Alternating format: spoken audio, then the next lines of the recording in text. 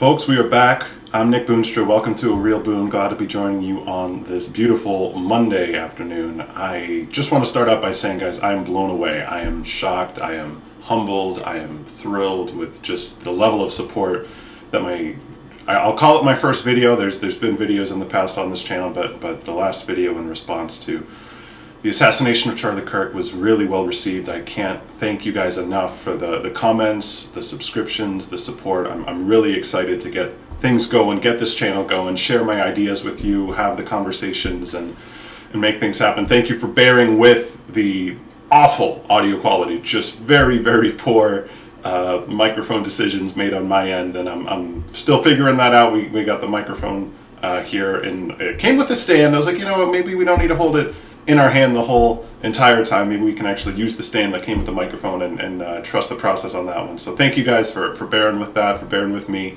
and just again for the support. I'm glad that despite the production quality, that the words and the message got through, and I'm excited. I'm excited to make videos like this going forward. Hopefully a couple times a week. We'll see how it goes. Again, I'm currently a full-time Lyft driver around the Boston area, so I stay pretty busy, but it also means I get to make my own hours and make time for things like this. So I'm really excited about that. It's been a good week for me, a good few days for me. I spent this past Saturday at a local Republican Town Committee meeting down in neighboring Munson, Massachusetts, from where I live, and I'm really excited to share that if all goes to plan, we will be starting a new Republican Town Committee in my town here in Balmer, Massachusetts tomorrow afternoon. So I'm very excited to be a part of that. Mike Keneally, Republican candidate for governor this coming year, got to speak, and I got a bit of a recording on that, so I'm hoping to share that tomorrow, as well as a few even remarks that I got to share at the event, and so I'm hoping that I can get those videos up in the next couple days. Don't want to bombard you guys too much. Again, I appreciate your subscriptions, I appreciate your time. Maybe you're watching this cracking open a beer when you get home. Maybe this is something that you put on while you're on your lunch break. Maybe you're just listening in the car. I do a lot of that, so whatever it is, I just really appreciate the support, and it goes to show me that there's a lot of people who are here right now, whether it was what happened to Charlie Kirk, whether it was the election, the way that the Democrats ran their campaign, the messaging from the media, anything and everything. There's a whole bunch going on in the world and in this country right now that has a lot of people, and I talk to a lot of those people. Again, Massachusetts, you would think a very blue state, but I go all over Springfield to Boston and just about everywhere in between. I don't get that much outside. I was on the Cape the other night. That was interesting. I talked to a lot of people in Massachusetts, and not that politics comes up a lot in the car, but when it does, you would really be surprised how many people are tired of illegal immigrants just being given free reign in this state, how many people are tired of too much woke, too much DEI, how many people are tired of men being put in a you know what I mean, a place that they don't belong, just as they wouldn't want women to be put in a place that they don't belong. You know what I mean? It's amazing to be able to see that, to be able to have those conversations, and to be able to share these thoughts with you today. And what I want to do today is I want to share a conversation that I did have with a woman months ago who was on the more liberal side, that I think sheds a lot of light on, as I've come to explore my own ideology, my own political sort of awakening and transformation here. The more and more I explore what conservatism means to me, and how it makes sense to me, what I believe. I don't want to just listen to a party. I want to have my own thoughts, have my own conversations, engage with ideas for my own sake, for my own self, whatever the party is, whatever animal's on the sticker. I want to have my own process of working through all that. But I did have a conversation a few months ago with a rather liberal woman in the greater Boston area, who I can't even remember her name if I tried, so it's not like I'm going to share any information about her here. But a conversation that I think helps shed light on some of the differences between Republicans and Democrats in America, some of the differences between liberal ideology and conservative ideology in this country. I'll start by saying, when I was a kid, I grew up in a very liberal household, very blue household. I like to say I remember vividly, 2000, I remember going into the ballot box on my dad's shoulders, so he could vote for Al Gore against George Bush. But I remember 2004, I grew up in Leominster in central Massachusetts in an apartment complex, and trick-or-treating was a whole thing, and again, it was a complex, so you had to put the sign on your door whether you're going to whatever, and so every year we're excited. It's a very compact, so it's easy to get a lot of candy in a short amount of time, and so me and my brother are very excited for trick-or-treating always, and we missed trick-or-treating in 2004 because my parents took me and my brother with them to go see John Kerry speak up in New Hampshire, one of his last rallies, of course, before Election Day. And I'll be honest, I didn't. I appreciate it more now than I did then. That's, as much as I may not vote for him here and now today, getting to be there for a presidential candidate, a political rally, that's, I think, a cool event to be a part of as a kid. And I think it goes to show how important political involvement was to my family, especially to my dad, when I was growing up. It didn't mean that much to me at the time. The only thing that I really took away from it in the moment was like, geez, my legs hurt from standing up all the, because again, when you're 2004, I would have been 7 years old. When you're that young, walking, standing for more than 10 minutes at a time is about the most brutal form of torture imaginable. So that wasn't something, and I'm sure is even worse for my younger brother there, but it was something I got to be a part of, and I think it demonstrates, I guess, where my parents, where my family was at. And then you go to 2008, 2012, both elections of Barack Obama were just about the best things that could have happened in this country. So that's where I was coming from. And I remember somewhere in the middle of all that, as a younger kid, coming to be aware of politics and political and hearing the news and all these things. You hear the words Democrat and Republican, you come to understand that those are sort of the two kind of factions, parties. And so I remember we're driving home one day. I don't even know where we're coming from. I just remember asking my parents, so what's the difference between Democrat and Republican? Like, what do those mean? What separates them? What's the difference between those two? And they just very simply, very plainly tell me that the answer to that question is that Republicans want rich people to have more money and Democrats want poor people to have more money. That's what, again, little 5, 6, 7-year-old Nick was told about what separates a Democrat from a Republican, what each party stands for. Obviously, you tell a kid that, they're going to be like, Jesus Christ, Republicans sound like the worst people on planet Earth. And Democrats, that's the good guys. They're trying to help out the people who don't have a whole lot. Obviously, that's a very simplistic and misguided take. I certainly don't think I would tell any of my own children, if and when I'm lucky enough to get there, that's or even if it was in the reverse direction, that would be what kind of the parties stand for. The conversation that I had a few months ago, I was driving this lady back to Belmont. We were having she was very nice. We were coming back from Logan Airport. I think she had been on even some kind of European trip or something, and we had a very nice, very pleasant conversation talking about a lot of things. I don't remember how politics came up, but we start talking. And I remember right towards the end of the ride, she starts telling me, she's like, if I was in charge, if it was up to me, if I could change whatever, she had two things she would change. I don't remember the first one, but I very vividly remember the second one. She said, right now, at least in Massachusetts, this probably was just within the state, but who knows what she would have wanted to do. When you get your license, your state ID, right, and there's the little box for whether or not you're an organ donor. If you were to get in an accident, if you were to pass away, do you consent to having your organs donated to people in need, people in hospitals, whatever, transplants, things like that? Her take was that right now, that is something that you need to opt into. That if you go through the process of getting your license, registering, whatever, wherever that comes up, if you don't actively agree to have that be something that you would like having done, then it is not something that happens. You're not automatically enrolled. You don't get enrolled automatically by going through the process. You have to check that box or else you're not in. The change she wanted to make was that she would make it an opt-out, that everybody by default is enrolled in a program like that. With her case being that there's such a shortage, there's such a need, I don't know the whole story. She seemed to be very well aware, very well acquainted, and she was a very intelligent woman, so who knows if this was something she studied, if she worked in public policy, but she certainly seemed aware of the fact that this was something that had a need, that more organs were needed, that transplants were needed for sick people, needy people around the state, around the Commonwealth of Massachusetts here. And that sounded really interesting to me at the time. I was like, oh wow, that's a great idea to help these people. If this is something that's needed, then why wouldn't you want to do something like that?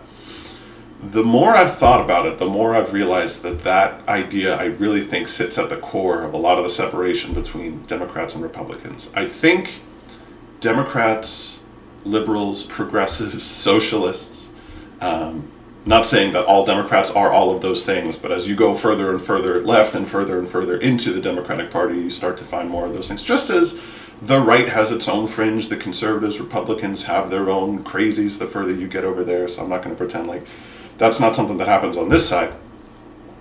But I think Democrats and people on the left look at the world, look at society, and say what problems exist in this society. People are poor. People are hungry.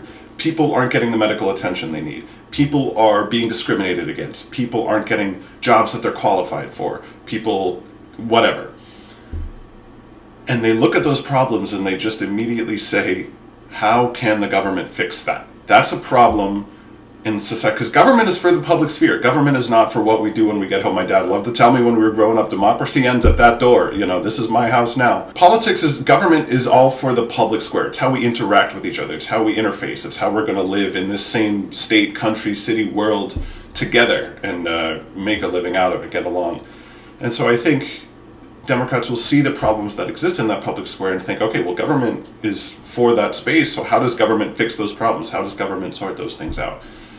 The key difference, I think if you brought that idea up to a Republican, and the more I've explored, the more I've felt comfortable with my conservatism, just being a Republican, being a registered Republican now, the more I've realized that Republicans, conservatives take one step before they ask that question. Democrats jump to the question of, how can the government fix this? What can the government do about this? I think conservatives, they'll look at the government and look at what it's doing and what it could be doing and how it's reaching into the public square, the public life. And they ask the question, what does the government have the right to do? Does the government have the right? Sure, gun violence can be considered a problem in this country. I want to make a whole separate video on the Second Amendment and my thoughts on that.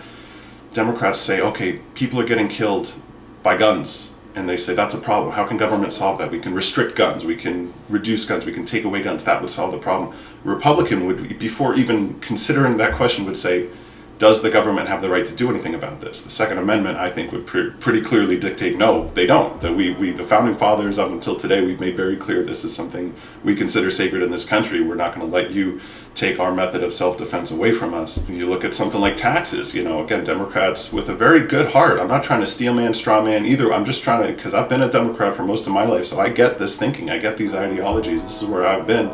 It's a very benevolent and very generous idea to say there's a lot of poor people in this country who aren't getting by. What can we do about it? Well, there's a lot of rich people. Maybe if we take more of their money and give it to these poor people, then everyone will be okay.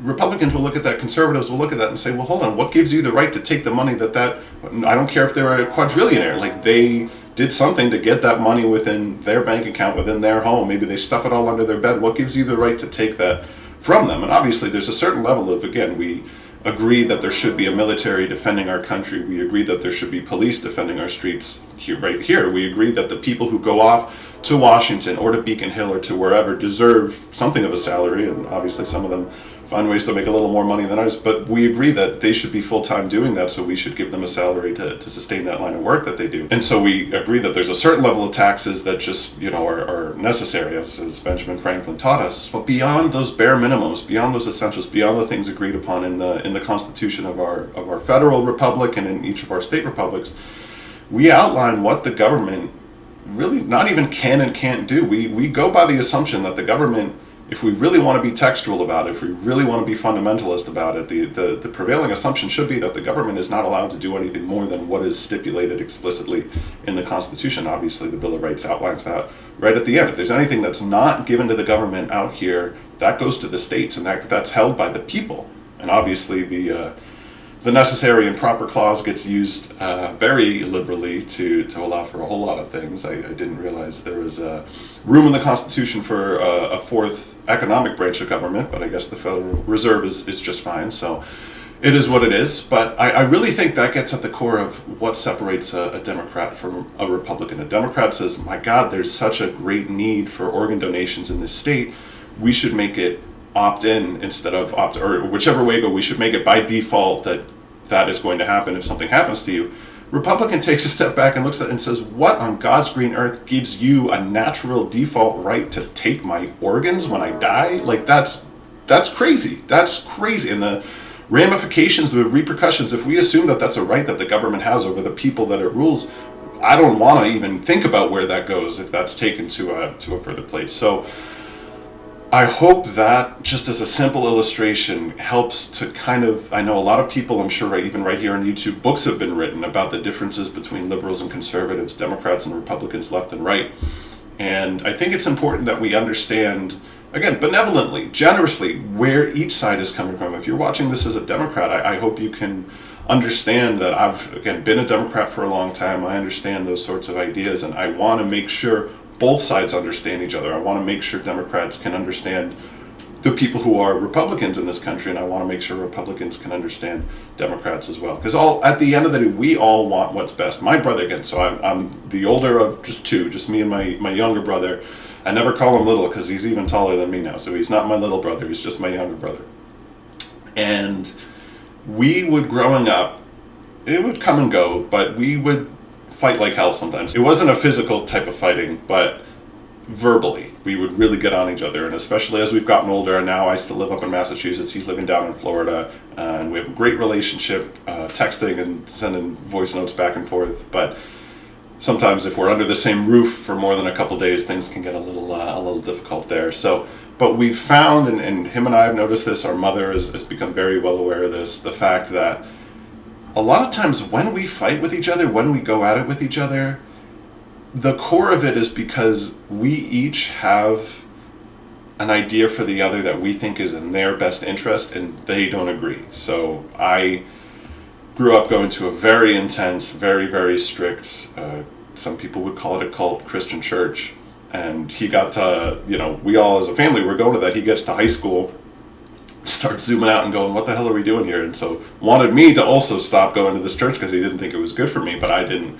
I didn't think that was a great thing. And in the same way, going into high school, he got involved with certain kids, certain people, and certain habits that weren't always good for him. And I wanted him to be safe and to step away from those things, and he didn't always want that for himself. So I think the same can be said. Democrats and Republicans were really just siblings here. Obviously, this is our country. This is one country.